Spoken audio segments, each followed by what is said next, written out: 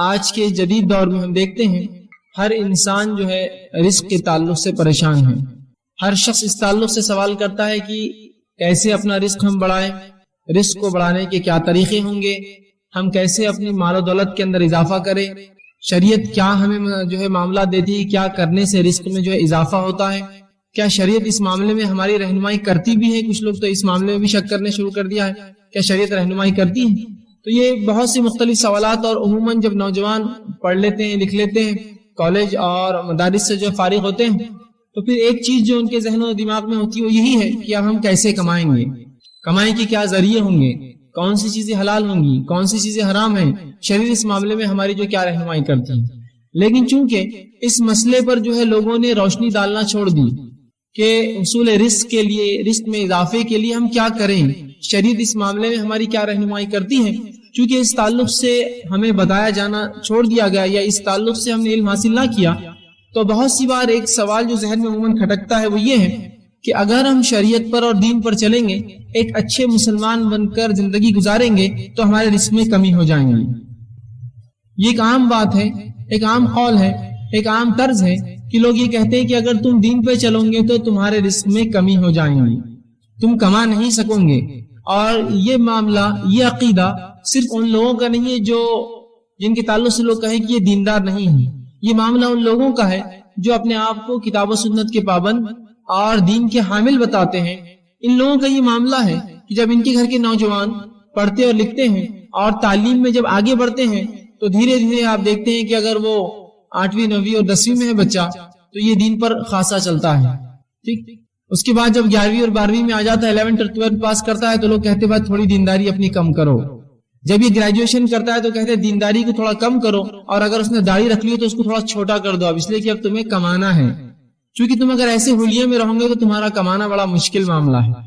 پھر جو ہی وہ گریجویشن پاس ہو گیا, پوسٹ گریجویشن کرتا ہے, تو کہتے ہیں کہ اب اگر تم مکمل طور سے اپنی دینداری کو دکھانا چھوڑ دو, نماز پڑھتے رہو, روزہ رکھتے رہو, لیکن یہ تم نے داڑھی رکھ رکھی ہے, تمہاری جو پتلون اور جو ہے پیجامہ ہوتا ہے ٹخنوں سے اونچا ہوتا ہے, اور تم حلال اور حرام کی تمیز کرتے ہو, یہ کمپنیوں میں جاب نہیں کرو گے بولتے ہو, اس میں نہیں کرو گے بولتے ہو, تو یہ سب تم تھوڑا کم کر دو, تبھی تمہیں رزق ملے گا. تو ہم دیکھتے ہیں کہ لوگوں نے ایک عقیدہ بنا لیا کہ اگر ہم دین پر چلیں گے تو ہم کما نہیں سکتے, یا دین پر چلیں گے تو رزق میں کمی آ جائیں گی. اسی لیے ہم دیکھتے ہیں کہ وہ نوجوان جس نے داڑیاں جمال رکھی ہو, اس نے کبھی کاٹی نہیں اپنی زندگی میں داڑھی, لیکن جو ہی وہ گریجویشن پوسٹ گریجویشن ہوتا ہے اور اپنی زندگی کے اس مرحلے میں قدم رکھتا ہے جب وہ رزق کمائے, تو تب ہم دیکھتے ہیں اس کی دینداری کا پیمانہ کم ہوتا جاتا ہے. ٹھیک, کہ اگر اس نے داڑھی رکھی ہو تو داڑھی آپ دیکھیں گے چھوٹی ہونا شروع ہو جاتی ہے, اگر اس کا پیجامہ اور جو پتلون اونچی ہوتی ہے تو وہ نیچے آنا شروع ہو جاتی ہے.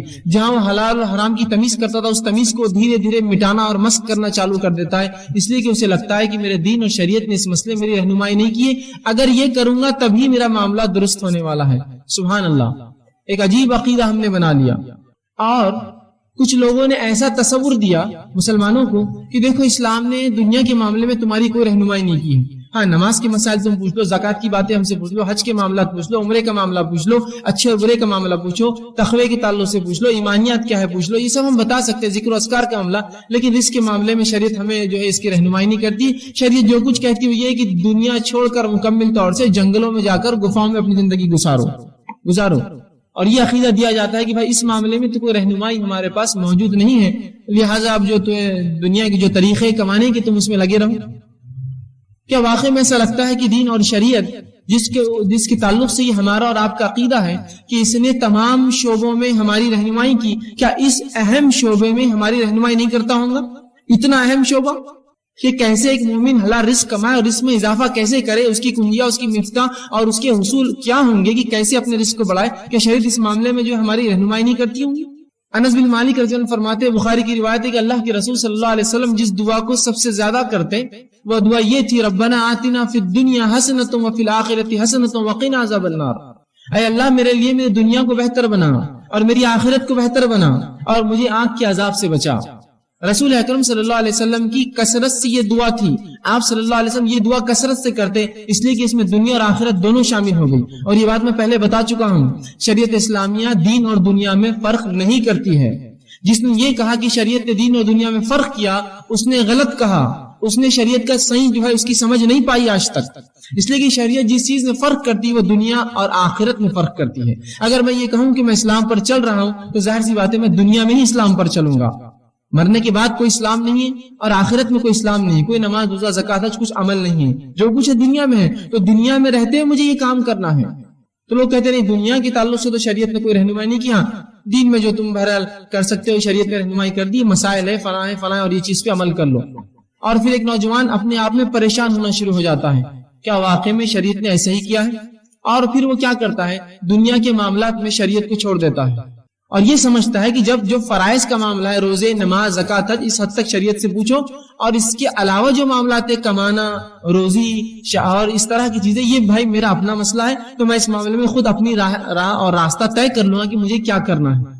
اور پھر جو بے راہ روی ہوتی ہے اور جو طریقے اپنائے جاتے ہیں، اور ایک نوجوان جس کی تربیت نیک اور صالح معاشرے میں ہوئی ہے، نمازی تھا، روزے رکھتا تھا اور ہر چیز کرتا، ذکر و اذکار کا تھا، اور لباس میں سنت کو اختیار کر رکھی تھی، چہرہ اس کا جو اس معاملے سے جو ہے وہ تھا، اور اس کے بعد آپ دیکھتے ہیں دھیرے دھیرے دھیرے دھیرے دھیرے مکمل طور سے ہر چیز کو چھوڑ کر پھر ایسا ہو جاتا ہے، کبھی اس کو پہچاننے میں ہمیں مسئلہ ہوتا ہے، کیا تم وہی ہو جو کالج لائف میں تھے؟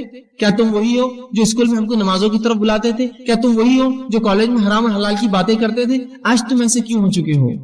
تو کہتا ہے کہ بھائی میرے دین نے مجھے اس معاملے میں کوئی رہنمائی نہیں کی، جہاں رزق کا معاملہ آیا تو مجھے یہ چیزیں اختیار کرنا پڑی۔ یاد رکھیے بڑی عجیب بات ہے، تو شریعت اسلامیہ نے ہماری ہر معاملے میں رہنمائی کی۔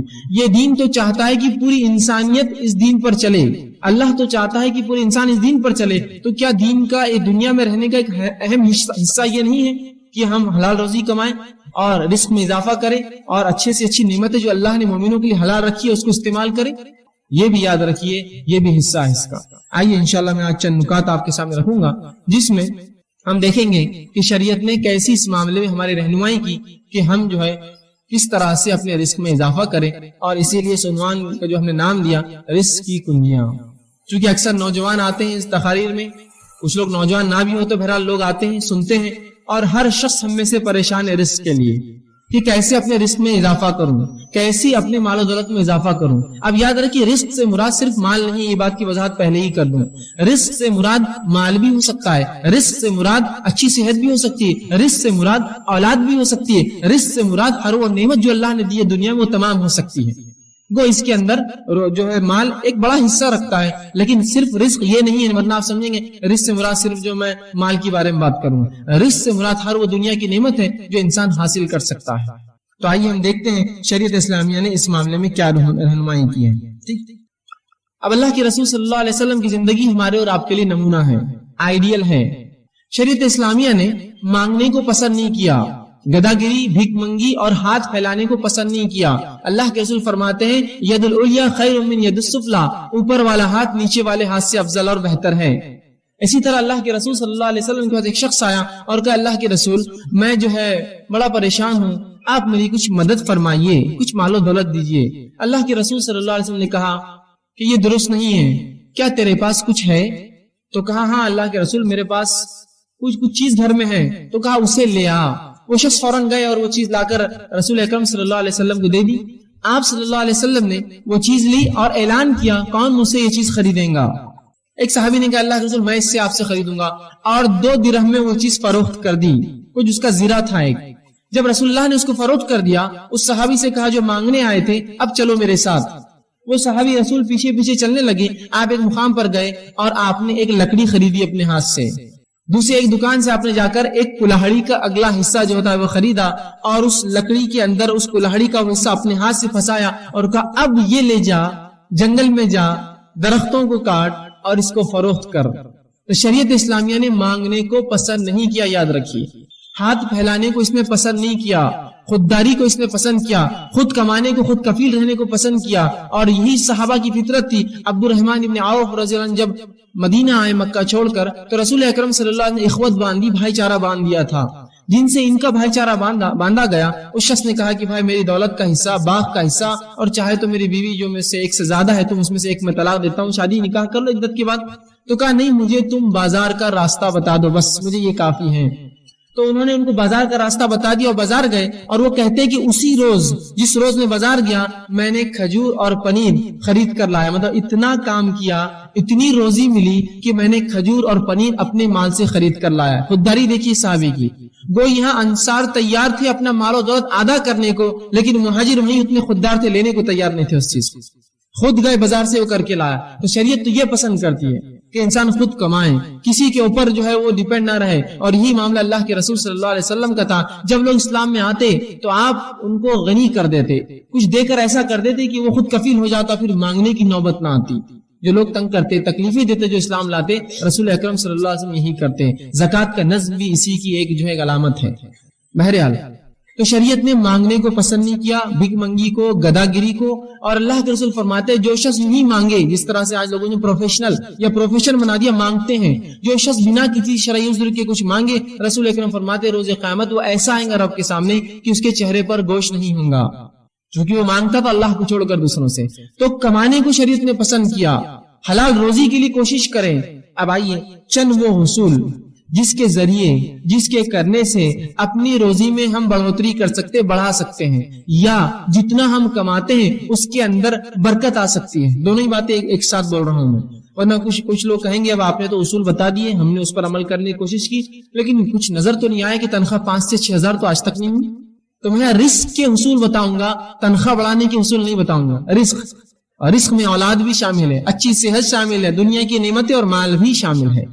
تو رزق کے حصول کیسے ہم رزق کمائیں، اور ساتھ میں جتنا آپ کماتے ہوں گے اللہ اس میں برکت بھی دے گا۔ یہ بات آپ نے دیکھی ہوں گی، میں بھی دیکھ چکا ہوں کہ وہ کچھ لوگ ہوتے ہیں جن کی تنخواہیں بڑی کم ہوتی ہیں، لیکن اللہ ایسی برکت دیتا ہے ان کی تھوڑی سی کمائی میں کہ وہ خود بھی اپنا کر لیتے ہیں، لوگوں کو صدقہ اور خیرات بھی کرتے ہیں، پڑوسیوں کی مدد بھی کرتے ہیں، اللہ کے دین پر بھی خرچ کرتے ہیں، حالانکہ بہت قلیل تنخواہیں، بہت تھوڑی تھوڑی تنخواہیں ہوتی ہیں۔ یہ بات میں نے خود دیکھی ہے۔ تو وہ جو حصول میں انشاءاللہ آپ کے سامنے رکھوں گا، جو باتیں بتاؤں گا، اس پر عمل کیا جائے تو یا تو آپ کے رزق میں اللہ بڑھوتری کرے گا، یا جتنا ہے اس میں ایسی عظیم برکت دے گا کہ آپ خوش اور مطمئن ہو جائیں گے اس رزق سے۔ یہ بڑی اہم بات ہے۔ اب یقیناً ایک درس میں، ایک لیکچر میں مکمل پورے شرائط، پورے اصول بتانا میرے لیے ناممکن ہے، تو میں نے 10 کو چنا ہے، 10 ایسے اصول، ایسی باتیں، ایسی کنجیاں رزق کی جس کو اگر ہم اصولوں کو مان لے، اس کے مطابق زندگی گزارے، اس پر عمل پیرا ہو، اور دل میں یہ اعتماد اور توکل رکھے، بھروسہ رکھے کہ اللہ اس کے ذریعے دیں گا، تو انشاءاللہ العزیز ضرور ہمارے رزق میں جو ہے بڑھوتری ہوگی، اللہ اس میں ضرور برکت دینے والا ہے۔ تو ایسے 10 اصول میں نے چنے ہیں، 10 کنجیاں میں آپ کے سامنے رزق کے حصول کے رزق میں بڑھانے کی انشاءاللہ آپ کے سامنے رکھوں گا، لیکن یہ مکمل نہیں ہے۔ یہ کئی باتیں جو کتاب و سنت نے بتائی ہے، ان میں سے چند میں آپ کے سامنے رکھنے کی کوشش کر رہا ہوں۔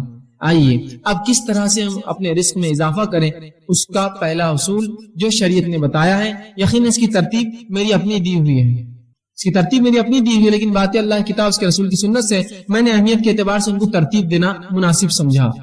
پہلی چیز جو ہم کریں گے جس سے ہمارے رزق میں بڑھوتری ہوگی، اضافہ ہوگا، فائدہ ہوگا، وہ سب سے پہلی چیز ہے توبہ اور استغفار۔ توبہ اور استغفار یہ سب سے پہلی چیز ہے رزق کے حصول میں، اس کی چابیوں میں، کہ اگر ہم چاہتے ہیں ہمارا رزق بڑھے، اس میں برکت آئے، مال و دولت اور بچے اولاد کے اندر اور ہماری دنیا کی نعمتوں میں اضافہ ہو، تو سب سے پہلا کام جو کرنا ہوگا توبہ اور استغفار۔ اب آئیے توبہ اور استغفار بولتے کس کو ہے، وہ اگر جان لے تو زیادہ فائدہ ہوگا، ورنہ استغفر اللہ استغفر اللہ استغفر اللہ تو ہم کہہ رہے ہیں صبح اور شام، استغفر اللہ من کل ذنب واتوب الیہ، استغفر اللہ من کل ذنب واتوب، ہم بار بار پڑھ رہے ہیں، اس کا معنی کیا ہے؟ یہ اگر جان لیں گے تو انشاءاللہ زیادہ فائدہ ہوگا۔ ورنہ ہم لوگوں کو دیکھتے ہیں استغفر اللہ کے ورد سے ان کی زبانیں تھکتی نہیں ہیں، لیکن ان کے اعمال سے اور ان کے معاملات سے کچھ بھی ایسا نہیں دکھتا کہ یہ استغفر اللہ واقعی میں کرتے ہوں گے، یا اس کا کچھ فائدہ ہی نہیں ہوا ہوگا۔ ہم لوگ یہ سمجھتے ہیں شریعت نے جو استغفر اللہ کہنے کا حکم دیا کہ اس کے پڑھنے سے گناہ معاف ہوتے ہیں، تو ہم کو لگا کہ یہ استغفار اس لیے پڑھا جائے کہ گناہ کرو، اس لیے تو معاف ہوتے ہیں، تو ہم گناہ کرتے ہیں اور پھر استغفار پڑھتے ہیں۔ استغفار تو اس لیے جو گناہ ہو جائے اس کی معافی ملتی ہے، تو ہم سمجھتے نہیں کرنے کے لیے پڑھنا ہے ہم کو، کہ اب جو ہو گئے کرو اور پڑھو اور کرو اور پڑھو، جو ہو جائے اس کے لیے ہے۔ اور استغفار صرف الفاظ نہیں ہے، اس سے انسان کے معاملات بھی چھلکے کہ واقعی میں یہ توبہ کر چکا ہے، توبہ کرتا ہے، اس سے اس کے اعمال میں لگے کہ واقعی میں اس نے اپنی زندگی کی روش بدل دی، استغفار کرتا ہے۔ توبہ، استغفار جس کو کہتے ہیں، یہ توبہ اس کا معنی ہوتا ہے۔ تو توبہ اور استغفار صرف الفاظ نہیں، یاد رکھیے۔ علامہ جو ہے راغب اصفہانی اور امام نووی رحمہ اللہ توبہ کے لیے چند شرائط لکھتے ہیں۔ توبہ کے لیے وہ لوگ کہتے ہیں کہ 4 شرائط ہے، ان شرائط کو جب پورا کیا جائے گا تب استغفار ہوا، تب اصل توبہ ہوئی۔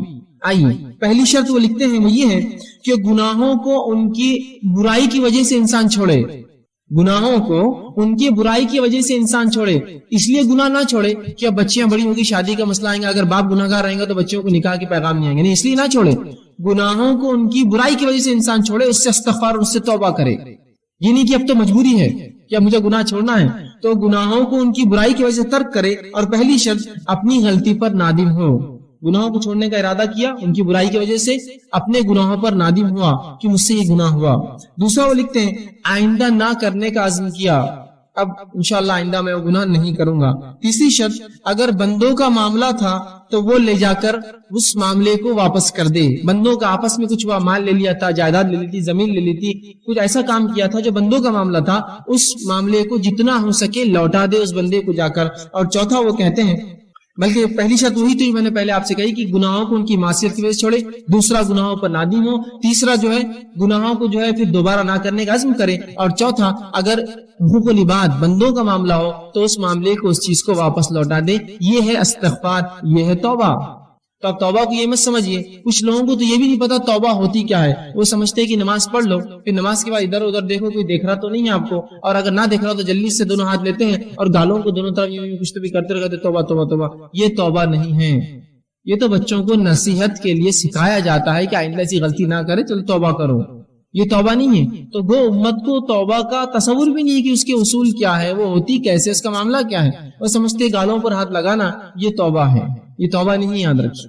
توبہ کی 4 شرائط استغفار کی۔ آئیے اب جو استغفر اللہ یا استغفار ہے، یہ حصول رزق کا ذریعہ ہے، یہ کرنے سے رزق میں اضافہ ہوتا ہے۔ اس کے دلائل کیا ہیں؟ آئیے ہم قرآن سے دیکھتے ہیں۔ اللہ رب العزت قرآن میں فرماتا ہے، سورہ نون سورہ نمبر 71 اور آیت نمبر 10 سے لے کر 16 میں اللہ فرماتا ہے اور کہتا ہے فَقُلْتُ اسْتَغْفِرُوا رَبَّكُمْ إِنَّهُ كَانَ غَفَّارًا۔ پھر آگے فرماتا ہے يُرْسِلِ السَّمَاءَ عَلَيْكُمْ مِدْرَارًا وَيُمْدِدْكُمْ بِأَمْوَالٍ وَبَنِينَ وَيَجْعَلْ لَكُمْ جَنَّاتٍ وَيَجْعَلْ لَكُمْ أَنْهَارًا۔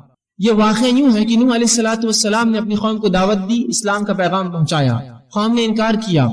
اس کے بعد اللہ رب العزت کے سامنے نوح علیہ السلام جاتے ہیں اور کہتے ہیں، اے اللہ یہ رپورٹ ہے میری، یہ کنکلوژن ہے میرا اس قوم کے تعلق سے کہ اے میرے رب، انہوں نے کہا فَقُلْتُ اسْتَغْفِرُوا رَبَّكُمْ إِنَّهُ كَانَ غَفَّارًا، اے اللہ میں نے اس قوم کو بار بار کہا، اے میری قوم اپنے رب سے توبہ کرو اپنی شرک اور گناہوں کی وجہ سے، یقیناً وہ تم کو معاف کرنے والا ہے۔ اب اگر تم استغفار کرو گے تو فائدہ کیا ہوگا؟ فرمایا یرسل السماء علیکم مدرارا، اگر تم استغفار کرو گے میری قوم تو اللہ آسمان سے تمہارے لیے بارش برسائیں گا۔ یرسل السماء علیکم مدرارا، موسلا دھار زبردست بارش برسائیں گا۔ پہلا فائدہ استغفار کا۔ پھر آگے اللہ نے کہا، نوح علیہ السلام کہتے ہیں مدرارا وَيُمْدِدْكُمْ بِأَمْوَالٍ وَبَنِينَ، اور اللہ تمہارے مال میں اور اولاد میں اضافہ کریں گا، بالخصوص مال میں اور لڑکوں میں تمہارے اضافہ کریں گا۔ کیا کرو گے تو؟ استغفار کرو گے تو۔ وَيَجْعَلْ لَكُمْ جَنَّاتٍ وَيَجْعَلْ لَكُمْ أَنْهَارًا، اور تمہارے لیے بہترین باغ بنائیں گا، باغات کو نکالیں گا۔ وَيَجْعَلْ لَكُمْ أَنْهَارًا، اور تمہارے لیے بہترین نہریں نکالیں گا۔ اگر کیا کرو گے تو؟ استغفار۔ اے میری قوم اگر تم یہ کر لو تو آسمان سے بارش پاؤں گے، مال میں اضافہ پاؤں گے، اولاد اور لڑکوں میں اضافہ پاؤں گے، اور تمہیں بہترین باغ اللہ دے گا، اچھی نعمتیں دے گا، اور جو ہے تمہارے لیے جو ہے نہریں نکالیں گا ان باغوں میں۔ استغفار کے دیکھیے نوح علیہ السلام نے اپنی قوم کو کیا فائدے بتائے۔ یہاں کا پورے رزق میں جو چیزیں آتی ہے، بارش کا برسنا ایک بنیادی اصول ہے رزق کے لیے۔ آج بھی اگر انسان ٹیکنالوجی میں اور کسی بھی چیز میں جتنی ہی آگے بڑھ چکی ہو، لیکن آج بھی آسمان کی طرف نگاہ سب کی ہوتی ہے۔ اگر بارش نہ برسے اور آپ کہیں گے کہ بھائی مجھے کیا فرق پڑتا ہے، میں تھوڑی کاشتکار ہوں، آپ کاشتکار نہ بھی ہو تو جب آپ بازار سبزی خریدنے جائیں گے تو آپ کہیں گے واقعی میں بارش نہ ہونے کا نقصان ہے۔ تو رزق بڑھاتا ہے اللہ رب العزت انسانیت کے لیے، توبہ اگر قوم کرے تو۔ یہاں اللہ رب العزت دیکھیے کہ فرما رہا ہے کہ اگر توبہ کرو تو بارش برسائیں گا، اور اس کے بعد فرمایا کہ وہ تم کو مال میں اور اولاد میں اضافہ دیں گا۔ تو اگر اصول رزق، اگر ہم مال میں بڑھوتری چاہتے ہیں، اولاد میں اضافہ چاہتے ہیں، استغفار کریں۔ حسن بصری رحمہ اللہ یہ کبار تابعین میں سے ہے، ان کے پاس ایک شخص آیا اور کہا اے حسن ہمارے علاقے میں قحط سالی ہے، میں کیا کروں؟ تو کہا استغفار کر، توبہ کر۔ دوسرا شخص آیا کہا اے حسن مجھے رزق میں تنگی ہے، مال میں تنگی ہے، کیا کروں؟ تو کہا جا استغفار کر۔ چوتھا تیسرا شخص کہا اے حسن میرے باغ سوکھ چکے ہیں، میں کیا کروں اس کے لیے، حل بتاؤ شرعی، استغفار کر۔ ایک شخص اور کہا کہ مجھے اولاد نہیں ہے، مجھے اولاد نہیں ہے، لڑکے نہیں ہیں، کیا کروں؟ تو کہا جا استغفار کر۔ تو ان کے شاگردوں نے پوچھا اے استاد، اے حسن بصری، تم نے 4 لوگ آئے، 4 سوال کیا، اولاد نہیں، کسی نے کہا قحط کا کہا، کسی نے کہا باغ میں میرے جو ہے سوکھا پڑ چکا ہے، اور کسی نے مال کے تعلق سے کہا، تم نے سب کو ایک ہی جواب دیا، استغفار کرو، استغفار کرو، استغفار کرو۔ تو کہا میں نے کوئی بات اپنے دل سے تھوڑی کہی ہے، اور فوراً انہوں نے قرآن کی اس آیت کو تلاوت کی، قُلْتُ اسْتَغْفِرُوا رَبَّكُمْ إِنَّهُ كَانَ غَفَّارًا يُرْسِلِ السَّمَاءَ عَلَيْكُمْ مِدْرَارًا، کہ تم اے میری قوم، تم اللہ سے توبہ کرو، استغفار کرو، اور تم پر موسلادھار بارش دیں گا۔ تو اگر ہم بارش چاہتے ہیں استغفار کریں، ہم مال چاہتے ہیں استغفار کریں، اولاد چاہتے ہیں استغفار کرے جو بے اولاد ہے، اور اگر جنت یا اس کا باغ سوکھ رہا ہے، اگر اسے مال نہیں آتا جبکہ آس پاس آتا ہے، استغفار کرے۔ تو یہاں حصول رزق کے لیے، رزق میں بڑھوتری کے لیے، اولاد میں بڑھوتری کے لیے، بارش کے ہونے کے لیے، اپنے باغ اور اپنی تجارت میں فائدے کے لیے استغفار اصول بتایا گیا ہے۔ توبہ کرو اپنے رب سے، توبہ کی چاروں شرائط کے ساتھ۔ نہیں تو میں استغفر اللہ استغفر اللہ استغفر اللہ تو کر رہا ہوں، لیکن انہی استغفر اللہ کے دوران میں گناہ کرتا ہوں۔ استغفر اللہ کی تسبیح چل رہی، کسی کا فون آیا جھوٹ بول دیا، کہاں آپ نے توبہ کی اپنے رب سے؟ استغفر اللہ تو پڑھ رہا ہوں، لوگوں کو دھوکہ دے رہا ہوں، کہاں آپ نے استغفر اللہ کیا؟ آپ نے معنی ہی نہیں سمجھا آپ نے اس کا۔ تو صحیح معنوں میں اگر استغفر اللہ ہم کریں گے تو اس کا فائدہ انشاءاللہ عزیز ہمیں زبردست ہوگا، مال میں اضافہ، اولاد میں اضافہ، کھیتی باڑی میں ہمارے اضافہ، تجارت میں اضافہ، بہت اس کے فائدے اللہ بارش دیں گا۔ آئیے اللہ کے رسول صلی اللہ علیہ وسلم فرماتے ہیں، مسند احمد اور ابو داؤد کی روایت ہے، عبداللہ ابن عباس رضی اللہ عنہ اس حدیث کے راوی، اور وہ کہتے ہیں اللہ کے رسول صلی اللہ علیہ وسلم فرمایا، تم جس نے کثرت سے اپنے گناہوں کی توبہ کی، جس نے کثرت سے استغفار کیا، اے اللہ مجھ سے گناہ ہو رہے مجھے معاف کر، کثرت سے۔ اور اللہ کے رسول دن میں سے 70 سے زائد مرتبہ توبہ اور استغفار کرتے، ایک روایت میں 100 سے زائد مرتبہ۔ نبی اکرم صلی اللہ علیہ وسلم گناہ نہیں کرتے تھے، یہ قوم کو تعلیم تھی کہ جب تمہارا نبی معصوم ہونے کے بعد اتنا استغفار کرتا ہے تم اس سے زیادہ کرو۔ تو توبہ اور استغفار کر دیا اللہ کے رسول۔ تو کہا کہ جو کثرت سے اللہ سے اپنے گناہوں کی توبہ کرے، استغفار کرے، پہلا فائدہ اللہ اس کو ہر غم سے نجات دیں گا، اللہ اس کو ہر غم سے، کس کو آج غم نہیں اور پریشانی نہیں، غم اور پریشانی سے نجات چاہیے، استغفار کرے۔ دوسرا فرماتے ہیں ہر مشکل سے باہر نکال دیں گا اسے۔ توبہ کی فائدے تو دیکھیے آپ، ہم تو رزق کے اصول دیکھ رہے ہیں لیکن فائدے دیکھیے، غم سے نکال دیں گا، مشکلات کو دور کر دیں گا اور اس کو باہر نکال دیں گا۔ تیسرا فرمایا وہاں سے رزق دیں گا جہاں سے سوچا بھی نہیں ہوگا، اس کے گمان بھی نہیں ہوگا مجھے رزق ملے گا، اور رب اس کو وہاں سے رزق اٹھا کر دے دیں گا۔ کس وجہ سے؟ توبہ کرے کثرت سے اپنے گناہوں کے لیے، ان کے شرائط کے ساتھ، اور وہاں سے اللہ رزق دیں گا اس شخص کو جہاں سے اس نے گمان بھی نہ کیا۔ کون؟ جو کثرت سے استغفار کرے، توبہ کرے اپنے گناہوں کے تعلق سے۔ یہ تھا پہلا اصول، پہلی شرط۔ آئیے دوسرا اصول کیا ہوگا؟ دوسری چیز جو کتاب و سنت میں ہم پاتے ہیں جس کے تعلق سے بکثرت روایتیں آتی ہیں، جس کے کرنے سے رزق میں اضافہ ہوتا ہے، اللہ کا تقوی۔ اب جو میں آگے بڑھتا جاؤں گا، آپ یہ مت سوچئے یار یہ تو اپنے سے ہونے والا نہیں ہے، یہ تو ہونے والا نہیں ہے، اس سے ہٹ کر کچھ بتاؤ۔ ایسی آدمی کی مثال تو وہ ہے کہ اس کو ایک مرض اور بیماری ہے، بیماری کا علاج ڈاکٹر دیتا ہو، کہتا ہے یہ دوا تو مجھ سے نہیں کھا جائیں، کچھ اور بتاؤ، تو وہ کہے جاؤ پھر مر جاؤ، اس کے علاوہ کوئی حل نہیں تمہارے لیے۔ شریعت جو حل دے رہی وہ یہ ہے۔ اب آپ بولیں گے میرے کو تقویٰ نہیں جمے گا، میرے سے استغفار تو ہونے والا ہے نہیں، تو پھر یاد رکھیے آپ اپنے ہاتھوں سے اپنی جان لے رہے تو میں اس معاملے میں کیا کروں، کہاں سے ہم اللہ ہے؟ ٹھیک ہے، تو یہ بات بڑی اہم ہے، آپ اس کو پکڑ لے۔ شریعت کے پاس حل ہے، اگر آپ نہ لینا چاہیں یہ آپ کی مرضی ہے، شریعت نے حل دے دیا۔ اب آپ ان کو چھوڑ کر 1000 جگہ سر پٹکیے، یاد رکھیے واپس لوٹ کر یہی آنا پڑے گا۔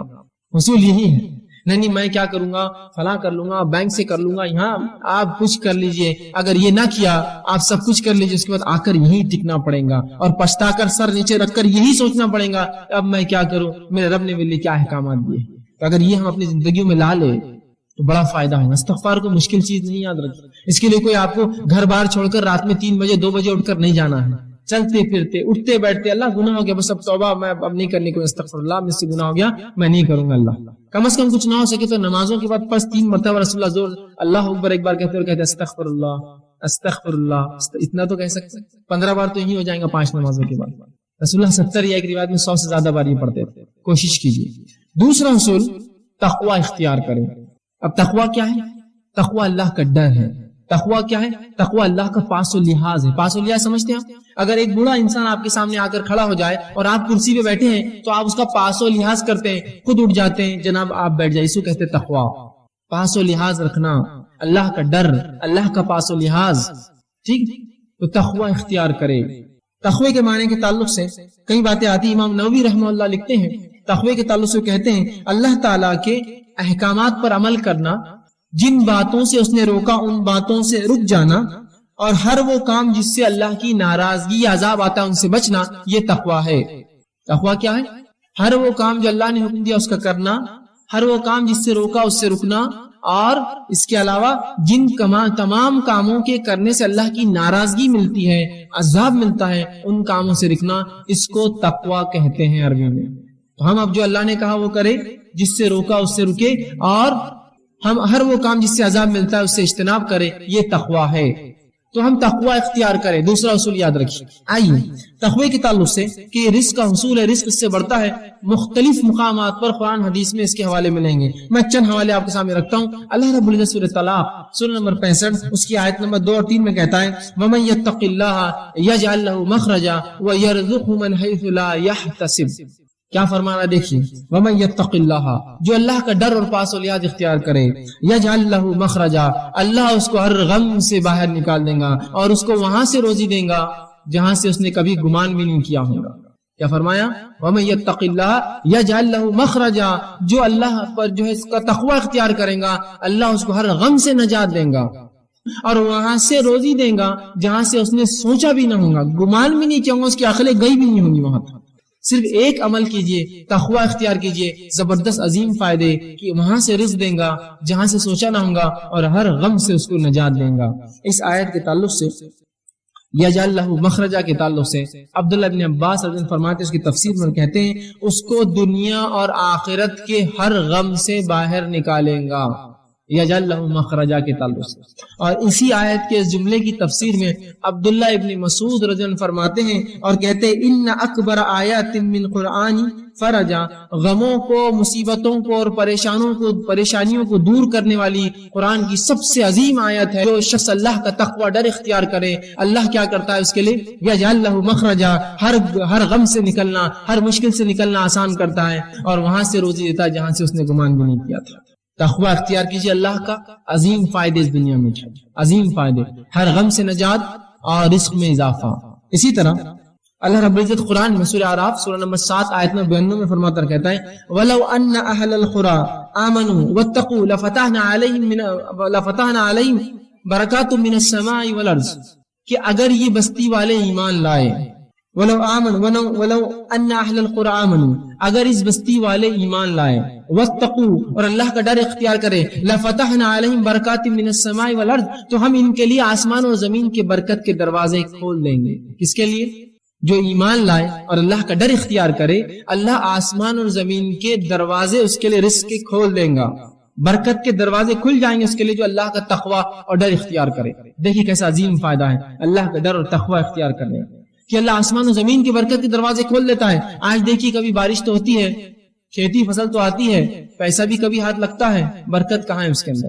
ایک زمانہ تھا, آپ نے بھی سنا ہوگا, میں نے بھی سنا ہے, کہ لوگوں کی تنخواہیں 100-200 روپے, 40 اور 50 روپے ہوا کرتی, لیکن حالات یہ تھے ایک ایک انسان 10-10, 20 اور 25-25 لوگوں کو پالتا تھا اپنے گھر میں. اتنی برکت تھی اس روپے میں. آج ہم ہزاروں اور لاکھوں کما کے بھی 2 اولاد کو پالنا ہمارے لیے مشکل ہے. یہ تو برکت چھین گئی زمین آسمان ہم جو دیتی تھی, ہم جو فائدے تھے, اس لیے کہ ہم نے ایمان لا کر اللہ کا ڈر دل میں رکھا. صرف ایمان نام کو لایا, مسلمان ہے. اگر ڈر رکھتے تو اللہ آسمان و زمین کی برکت کے دروازے اس بستی والوں پر, ایمان والوں پر کھول دیتا. اور یہ توحید کی برکت ہے, یاد رکھیے.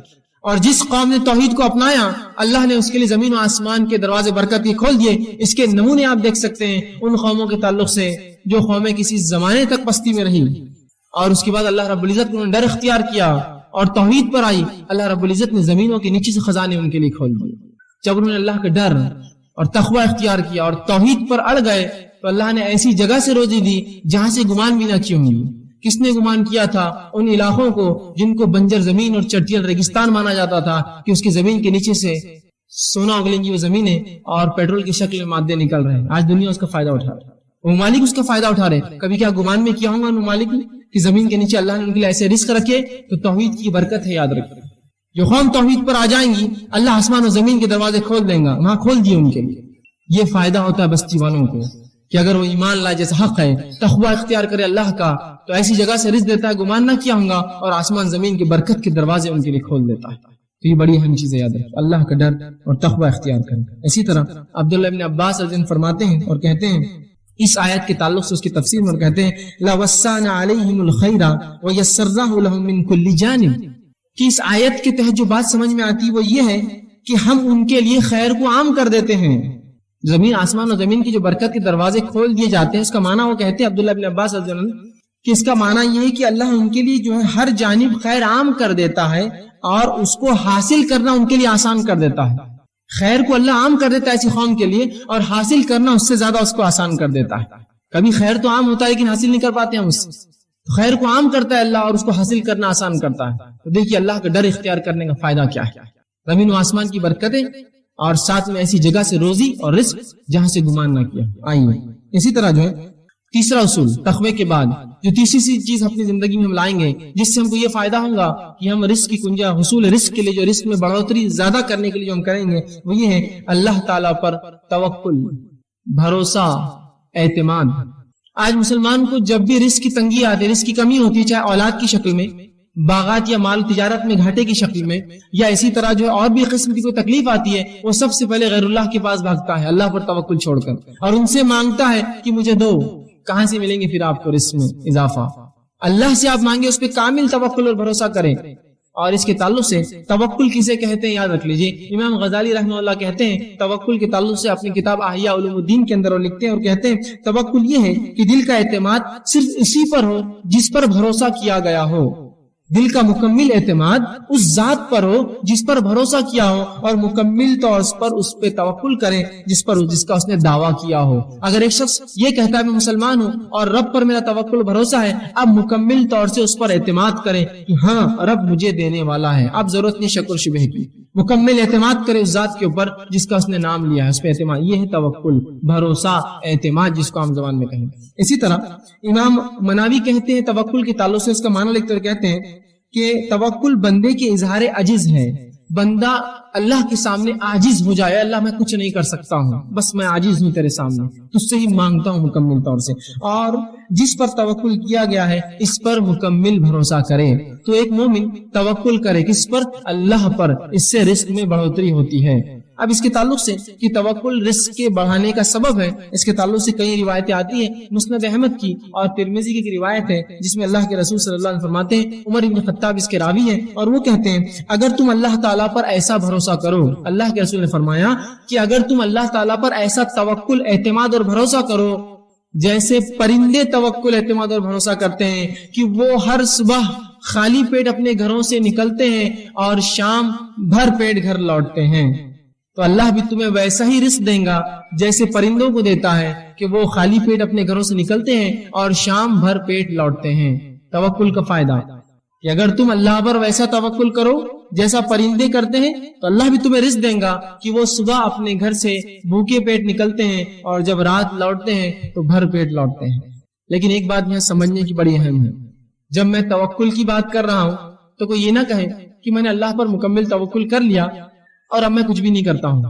ایسے بہت سے لوگ ہوتے ہیں جو اپنی کوتاہیوں کو، کاہلیوں کو شریعت و دین پر ڈالتے ہیں، میں نے اللہ پر توکل کر لیا، تو اس کا کیا مطلب؟ کیا تم کام دھندا چھوڑ دو، تجارت چھوڑ دو، دنیا سے بیزارگی اختیار کر لو؟ نہیں، اس کا مطلب یہ نہیں ہے، اس کا مطلب یہ نہیں، توکل کا یاد رکھیے۔ حدیث کیا کہہ رہی ہے؟ پرندے گھر سے نکلتے ہیں خالی پیٹ، نکلتے ہیں اور بھر پیٹ لوٹتے ہیں، تو یہاں کوشش کرنا ہے۔ پرندے گھونسلوں میں بیٹھ کر توکل نہیں کرتے ہیں کہ اللہ دیں گا، پرندے اپنے گھروں سے نکلتے ہیں، رسول اللہ فرماتے ہیں، اور شام بھر پیٹ لوٹتے ہیں۔ آپ بھی اللہ پر بھروسہ کیجئے، گھر سے نکل جائیے، انشاءاللہ رب تم ہم کو جو ہے ضرور روزی دیں گا اور شام ضرور بھر پیٹ لوٹیں گے۔ لیکن پرندے جو ہوتے ہیں ان کا معاملہ تھوڑا انسانوں سے مختلف ہوتا ہے، یہ بھی بتا دوں۔ پرندے سیدھے جا کر رزق لے لیتے ہیں، انسانوں کو رزق حاصل کرنے کے لیے نوکری، تجارت کاروبار کرنا پڑتا ہے، دکانوں میں جانا پڑتا ہے، اور اسی طرح مختلف مقامات پر جانا پڑتا ہے کمانے کے لیے۔ پرندوں کا تھوڑا رزق الگ ہے، ہم سے مختلف ہے، وہ سیدھے رزق کو اٹھا لیتے ہیں، جا کر پھل اناج کھا لیتے ہیں، ہم تو ویسا نہیں کر سکتے۔ ظاہر سی بات ہے ہمارا توکل ویسا ہوگا کہ ہم گھروں سے نکلیں گے، کچھ نہ ہو تو ایک دکان والے کے پاس جائیں، کہیں گے بھائی آج کچھ ہم مالی کو دے دو، میں بھیک تو نہیں مانگ سکتا، میں کام کر کے کما لوں گا آج شام کو۔ نکلے تو صحیح، تو ہمیں کالج، اسکول اور مکاتب، اسی طرح جو ہے اپنے آفیسز اور جو ہے اپنے کام کی جگہوں پر جانا پڑے گا، تب ہم جو ہے شام بھر پیٹ لوٹیں گے، یہ مانا ہے۔ ورنہ کوئی کہے میں نے اللہ پر توکل کر لیا، بس میرا پورا اعتماد ہے کہ اللہ مجھے دینا چاہیں گا تو دیں گا، نہیں تو نہیں، میں گھر میں ہی رہوں گا، تو ایسا انسان یاد رکھیے اگر جو ہے کسی ایسے جھاڑ کے نیچے بھی لیٹا جہاں بہت زیادہ پھل پک کر گرتے، تب بھی پھل بہت مشکل سے اس کے منہ میں آ کر گرے گا، یہ توکل نہیں ہے، یہ توکل نہیں ہے، ٹھیک ہے۔ تو توکل کا معنی یہ ہے کہ آپ کوشش کریں اللہ پر بھروسہ رکھتے ہوئے، اللہ ضرور آپ کو رزق دیں گا، کوشش کریں۔ تو اس کا مطلب یہ نہیں آپ کوشش چھوڑ دیں، اور کیوں نہ ہو، اللہ سورۃ طلاق سورہ نمبر 5 آیت نمبر 3 میں فرماتا ہے وَمَن يَتَوَكَّلْ عَلَى اللَّهِ فَهُوَ حَسْبُهُ، جو اللہ پر بھروسہ اور اعتماد کرتا ہے اللہ سے کافی ہو جاتا ہے، اللہ اس کے لیے کافی ہے۔ لیکن کوشش یہ زیادہ ضروری ہے، شک اور شبے میں نہ پڑے آپ، ورنہ بہت سے لوگ ہوتے ہیں کہتے ہیں بھائی کیوں محنت کر رہے ہو، مشقت کر رہے ہو، بس اللہ اللہ کرتے رہو، جتنا دینا اللہ دیں گے۔ ارے بھائی کوشش ضروری ہے، کوشش کے بعد تمام چیزیں ہیں، ٹھیک۔ اللہ کے رسول صلی اللہ علیہ وسلم کے پاس ایک شخص آیا، ابن حبان کی روایت ہے، عمرو بن امیہ رضی اللہ راوی ہے، وہ کہتے ہیں کہ رسول اللہ صلی اللہ علیہ وسلم کا ایک شخص آیا اور اس نے کہا اللہ کے رسول میں اپنی اونٹنی کو کھلا چھوڑ دیتا ہوں اور اللہ پر توکل کرتا ہوں، بھروسہ کرتا ہوں۔ رسول اکرم نے کہا نہیں، تو اس کے گھٹنے کو پہلے باندھ دے پھر اللہ پر توکل کر۔ سمجھے آپ توکل کا معنی؟ تو کوشش کر لے اس کو بچانے کی، کیوں بھاگ کر نہ جائے، پھر اللہ پہ بھروسہ کر۔ تو اونٹنی کو کھلا چھوڑیں گے اور اللہ پہ بھروسہ کریں گے تو بھاگ جائیں گے۔ پھر تو جو تیرے ماتحت کوشش ہے وہ کر لے کہ اونٹنی کے گھٹنے کو باندھ دے، پیر کو باندھ دے، پھر اللہ پر بھروسہ کر، پھر انشاءاللہ العزیز جو ہونا ہے وہ اللہ کریں گا۔ لیکن یہ نہیں کہ آپ کو کوشش نہ کرے اور کہیں میں نے اللہ پر توکل کر لیا، اب اللہ میرا رزق میرے گھر میں بھیج دیں گا، بیٹھا رہوں گا، ایسا نہیں ہونے والا۔ یاد رکھیں پرندے نکلتے ہیں اللہ پر بھروسہ کر کے، شام بھر پیٹ لوٹتے ہیں، نکلیے، کوشش کیجئے، جائیے تو یہ معاملہ ہوگا۔ لیکن ہمارے پاس ایک عجیب مسئلہ ہے، ہم نے کام کو چھوٹے اور بڑے معاملوں میں تقسیم کر دیا، چھوٹے کام اور بڑے کام، اور شریعت نے جہاں اچھا اور برا نہیں کہا وہاں اچھے کام اور برے کام بھی ہم نے کر لیے۔ کوئی کام جب تک حلال ہو اچھا اور برا نہیں ہوتا، سب اچھے ہیں، اگر حلال ہے تو اچھا ہے۔ کوئی انسان اگر جوتا بھی اگر سیتا ہے تو وہ بھی اچھا کام کرتا ہے، کوئی غلط نہیں۔ ہاں اگر کوئی بہت کماتا اور حرام کام کرتا ہے تو وہ کام غلط ہے، بلکہ اس کے کہ اس نے حلال کام کرا ہے، جوتا سی رہا ہے، جھاڑو مارتا ہے، حمام اور پیخانے لوگوں کی صاف کرتا ہے، وہ حلال کام ہے اس کے لیے، بنسبت اس کی کہ حرام کام کریں۔ لیکن ہمارا مسئلہ یہ، وہ ڈگری وہ پوسٹ ملی تو میں جاؤں گا، نہیں تو میں کام نہیں کروں گا۔ پھر ایسے لوگوں کے لیے توکل اور بھروسہ اور تقویٰ کچھ کام نہیں آنے والا۔ یہاں نکلنے کے معنی میں آپ جائیے، کوشش کیجیے۔ آپ کوشش نہیں کریں گے اور بولیں گے میں سیدھا جاؤں اور ایک مالدار انسان بن جاؤں، تو یہ ہونے والا ہے نہیں۔ کوشش کیا ہے اس کے لیے، اور ہر شخص جو کسی زمانے میں مالدار ہوتا ہے، کسی زمانے میں کہانی پوچھی وہ غریب بھی تھا، چھوٹی چھوٹی کوشش کی اور اسی کوشش میں بڑھتا رہا، اللہ نے اس کو برکت دی۔ سمجھ رہے آپ بات؟ تو کوشش کیجیے، چاہے کام کوئی بھی ملے، حلال ہے کرنے میں شرمائیے مت، بڑھ جائیے آگے، اس کو بڑھ کر کیجیے، انشاءاللہ عزیز آپ کو دنیا اور آخرت کے فائدے ہوں گے انشاءاللہ۔ ٹھیک ہے، چوتھی چیز جو ہم کو کرنا پڑیں گے رزق کو بڑھانے کے لیے وہ ہے صلہ رحمی۔ صلہ رحمی بڑی اہم چیز ہے، یاد رکھیے۔ صلہ رحمی کا معنی ہوتا ہے رشتوں کو جوڑے رکھنا، رشتوں کو جوڑے رکھنا۔ ٹھیک ہے، حافظ ابن حجر اسقلانی رحمہ اللہ وہ لکھتے ہیں اس کے تعلق صلہ رحمی کے تعلق سے، اور کہتے ہیں کہ صلہ رحمی سے مراد رشتہ داری ہے، اور رشتہ دار سے مراد وہ لوگ ہیں جن میں باہمی نسبتی تعلق ہو، چاہے پیدائش سے تعلق بنا ہو، چاہے نکاح سے تعلق بنا ہو، نسبتی اس سے تعلق ہو، چاہے پھر وہ وارث ہو یا نہ ہو، محرم ہو یا نہ ہو، وہ اس کا رشتہ ہے۔ مثال کے طور پر کچھ لوگ وارث ہوتے ہیں رشتہ دار، مثال طور بیٹے اور بیٹیاں یہ وارث ہیں، اور ساتھ میں محرم بھی ہے، لیکن کچھ لوگ غیر محرم بھی ہوتے ہیں جو آپ کے رشتہ دار ہوتے ہیں، آپ کی جو ہے چچیری بہنیں اور پھپھیری بہنیں اور خلیری بہنیں، وہ آپ کی محرم نہیں ہے لیکن رشتہ دار ہے۔ تو یہ تمام رشتے جو انسان پیدائش سے لاتا ہے اور تمام رشتے جو اس کے نکاح کی بات بنتے ہیں، یہ ہے اس کے رشتہ دار، اور ان سے صلہ رحمی کرنا، رشتوں کو جوڑے رکھنا، خام و خواہ کے نہیں توڑنا۔ لیکن آج ہم دیکھتے ہیں لوگ خطا رحمی کرتے ہیں، رشتوں کو توڑ دیتے ہیں آسانی سے، بھائی چچا ہے بات نہیں کرتا، یہ ہے بات نہیں کرتا، ان کے پاس جاتا نہیں، ان سے ملتا نہیں، ان کے پاس کھاتا نہیں، رشتے مت توڑی خام خواہ کے۔ صلہ رحمی کے آئیے فائدے سن لیجیے۔ اللہ کے رسول صلی اللہ علیہ وسلم فرماتے ہیں، جو ہے بخاری کی روایت ہے، ابو ہریرہ رضی اللہ عنہ اس حدیث کے راوی کہتے ہیں آپ صلی اللہ علیہ وسلم فرمایا جو شخص اپنے رزق میں کشادگی چاہتا ہے اور اپنی عمر میں اضافہ چاہتا ہے وہ صلہ رحمی کرے۔ جو شخص اپنے رزق میں کشادگی، روزی میں بڑھوتری چاہتا ہے اور عمر میں برکت اور اضافہ چاہتا ہے، وہ صلہ رحمی کرے، رشتوں کو باقی رکھے، خاموخواہ رشتے نہ توڑے۔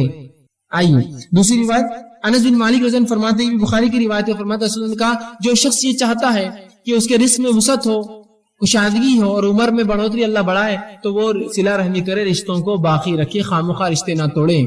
اسی طرح مسند احمد اور ترمذی کی ایک روایت ہے جس میں اللہ کے رسول صلی اللہ علیہ وسلم فرماتے ہیں، ابو ہریرہ رضی اللہ عنہ اس حدیث کی بھی راوی ہے، وہ کہتے ہیں اللہ کے رسول نے فرمایا اپنے خرابت داروں کے تعلق سے معلومات حاصل کیا کرو، اپنے رشتہ داروں کے بارے میں معلومات لیا کرو، اس لیے کیا فرماتے ہیں تاکہ تم صلہ رحمی کر سکو، تاکہ ان سے رشتے باقی رکھ سکو، بلا شبہ بغیر شک کے صلہ رحمی سے خاندان میں محبت، صلہ رحمی کرنے سے خاندان میں محبت، مال میں کثرت اور عمر کے اندر اضافہ ہوتا ہے۔